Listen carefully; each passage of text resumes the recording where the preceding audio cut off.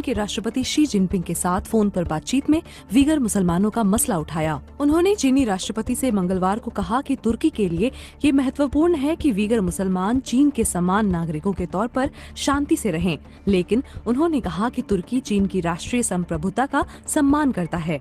News agency Reuters के मुताबिक तुर्की के राष्ट्रपति कार्यालय की ओर से इस बातचीत को लेकर एक बयान जारी किया गया, जिसमें बताया गया कि दोनों नेताओं के बीच द्विपक्षीय और क्षेत्रीय मसलों पर भी बात हुई। चीन पर वीगर मुसलमानों को हिरासत में रखने और उन्हें प्रताड़ित करने के आरोप लगते रहे हैं।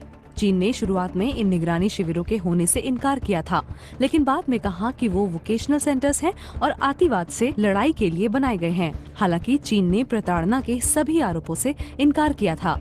तुर्की के राष्ट्रपति कार्यालय के बयान के मुताबिक अर्दवान ने कहा कि तुर्की के लिए ये महत्वपूर्ण है कि वीगर तुर्क चीन के समान नागरिकों के रूप में समृद्धि और शांति से रहें। उन्होंने चीन की संप्रभुता और क्षेत्रीय अखंडता के लिए तुर्की के सम्मान की बात भी की। इसके अलावा अर्दवान ने शी जिनपिंग से कहा कि तुर्की और चीन के बीच वाणिज्यिक और राजनयिक संबंधों को लेकर बड़ी संभावनाएं हैं।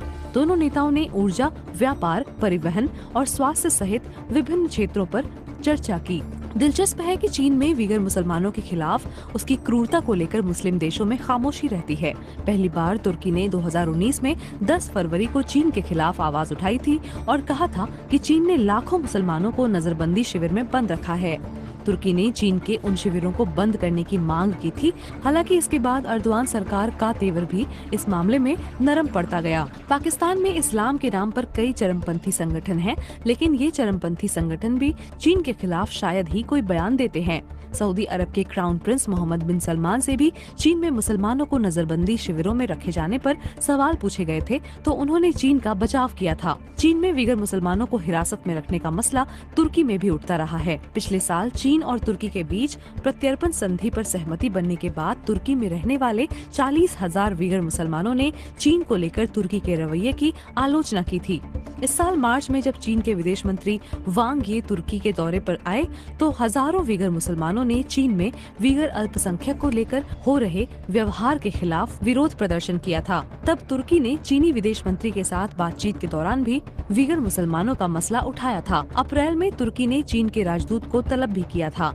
तब चीनी दूतावास ने कहा था कि उसे वीगर मुसलमानों को लेकर चीन की आलोचना करने वाली विपक्षी नेताओं को जवाब देने का अधिकार है। पाकिस्तान पीएम इमरान खान ने तो ये तक कह दिया कि पश्चिमी मीडिया ने चीन में वीगर मुसलमानों के मसले को सनसनीखेज बनाकर पेश किया है। मध्य पूर्व और उत्तरी अफ्रीका में चीन 2005 से अब तक 144 अरब डॉलर का निवेश किया है। इसी दौरान मलेशिया और इंडोनेशिया में चीन ने 121.6 अरब डॉलर का निवेश किया। चीन ने सऊदी अरब और इराक की सरकारी तेल कंपनियों ने भारी निवेश कर रखा है। कई इंटरव्यू में पाकिस्तान के प्रधानमंत्री इमरान खान से पूछा गया